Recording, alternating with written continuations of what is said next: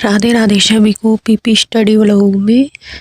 तो डेली की बात ही सुबह जल्दी उठना और पक्षियों को, फिर मैंने एक स्लॉट कंप्लीट कर लिया था अपने सिलेबस का। उसके बाद मैंने चाय वाय बनाकर चाय पी कर और उसके बाद मैं आ गई थी पक्षियों को दाना डालने। यहाँ पर पक्षियों को दाना पानी डेली का काम है और जब इनको दाना डाल देते हैं मन में एक सुकून भरी ज़िंदगी महसूस करती हूँ। उसके बाद मैं आ गई दूसरे घर पर खाना बनाने और पापा जा रहे थे खेत पे, मम्मी भी काम करने जाती है, भैया सब काम करने जा रहे थे, तो मुझे खाना बनाना था।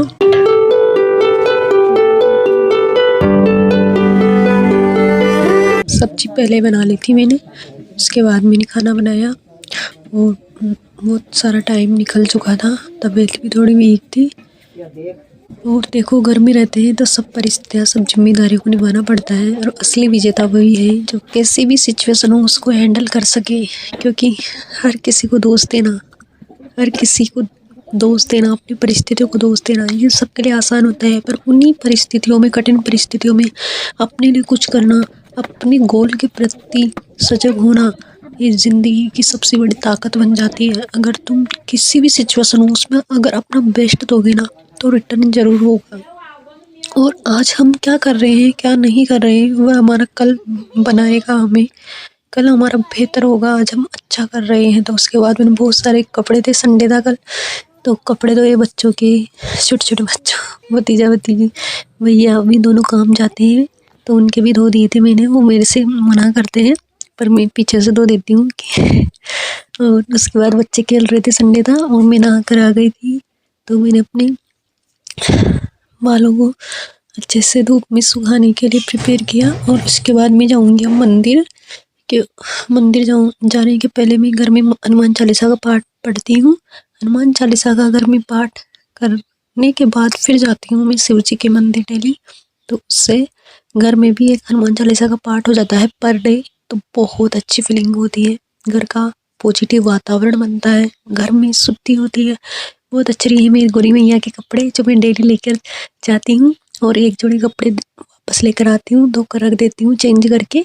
और ये है मेरी पूजा की थैली और ये रहा मेरा बाल्टी वाला पानी जहाँ पर मैं मंदिर को धोकर अच्छे से पूजा पाठ करती हूँ। तो फिर ये मैं हो गई थी रेडी जाने के लिए और वापस आई, तब कुत्ता बैठा था यहाँ पर, तो उसको मैंने रोटी डाली क्योंकि ये हमारे घर पर आता है अक्सर, और मैंने रोटी डाल दें उसके बाद चला जाता है। फिर मैंने खाना खाया, खाना खा रही थी, देखो बच्चे आज संडे थे घर पर थे, खेल रहे थे। उसके बाद मैंने खाना खाने के जस्ट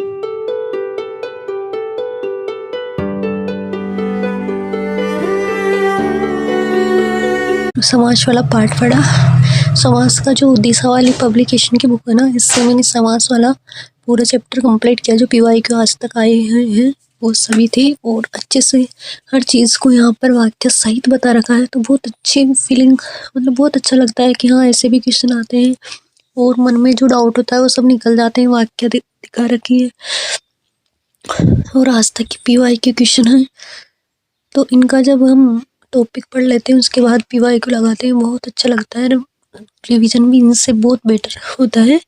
तो आप जब भी रिवीजन करो तो आपके पास एक ऑब्जेक्टिव बुक या फिर वाक्य सहित बुक होनी चाहिए, पीवाई की हो या फिर किसी की भी पीवाई की हो या फिर एमसीक्यू बुक तो होनी चाहिए। उससे हम क्या है कि क्वेश्चन कैसे पुटअप बनते हैं, क्वेश्चन किस प्रकार से बनते हैं उसका अंदाज़ा लगा सकते हैं, और कौन से इम्पोर्टेंट फैक्ट होते हैं जो एग्जाम में आए हैं उनका पता लगाया जा सकता है। तो इस प्रकार से हमें हर चीज़ को अपनी बेटर बनानी है, अच्छी बनानी है।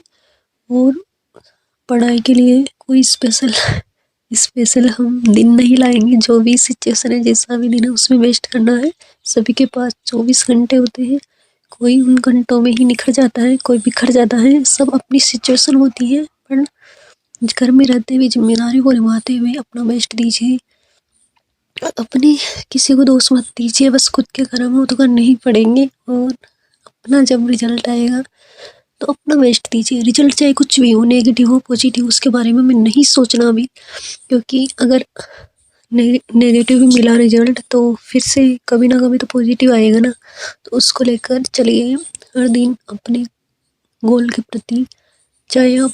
फिर उसके बाद मैंने राजस्थान के प्रमुख अनुसंधान केंद्र वगैरह कुछ पढ़े थे, टॉपिक बहुत सारे थे, इनका मैंने रिवाइज किया था।